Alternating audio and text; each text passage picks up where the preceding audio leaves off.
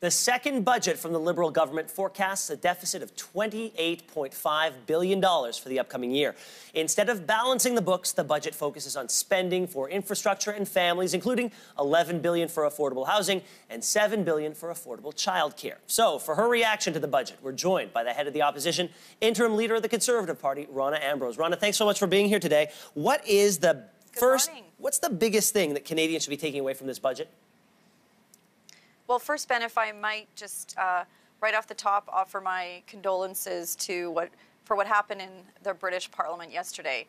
Yesterday was a very sad day here in the House of Commons as well for all of us who remember going through an attack similar to this just a short 2 years ago.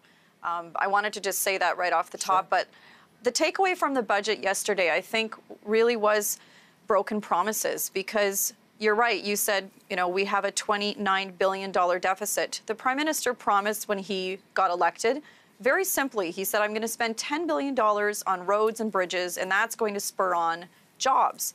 Now, that didn't happen. He broke his promise. He hasn't spent the $10 billion on roads and bridges. He has spent $23 billion last year and another $29 billion this year, and it's on growing the size of government. And on top of that, we saw a bunch of tax increases, fee increases last year. And of course, this budget puts the nail in the coffin for all of those tax credits that families used to use to make life more affordable, whether it was your tax credit for kids' hockey and soccer and piano lessons, arts classes.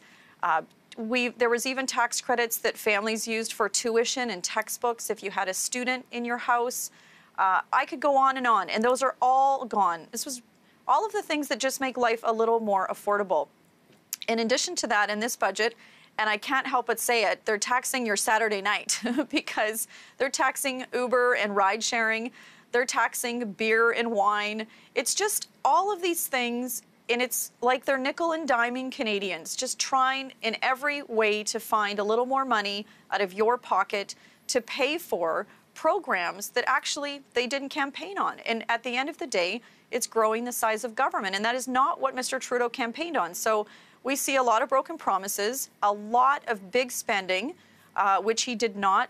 He promised to balance the budget, and there's no plan in here to balance the budget. So look, as Tories, we are going to continue to be the voice of the taxpayer and the voice of the regular working people who, at the end of the day, have to pay for all of this spending. And it's 3 times what he promised, and the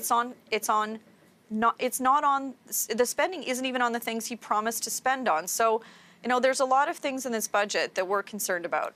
Let's talk a little bit about south of the border. Did this budget do anything to address what could be viewed as a potential competitive disadvantage that Canada might face in light of tax changes by the Trump administration?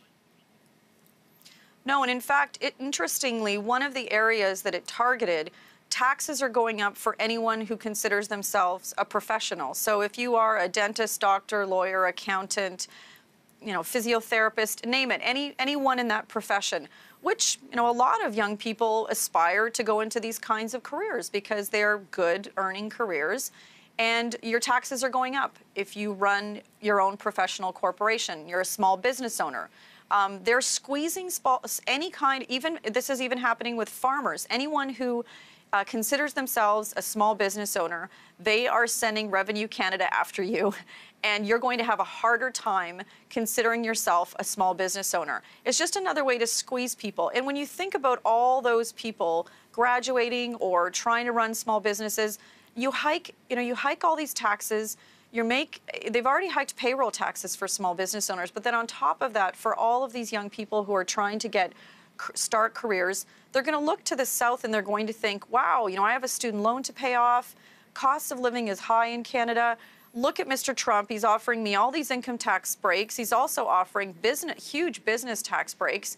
Now, why wouldn't young people go to the States? So we saw this happening in the 1990s. We had this big brain drain. So, yeah, I am worried about it because, no, this budget did not protect us from what's going to happen south of the border.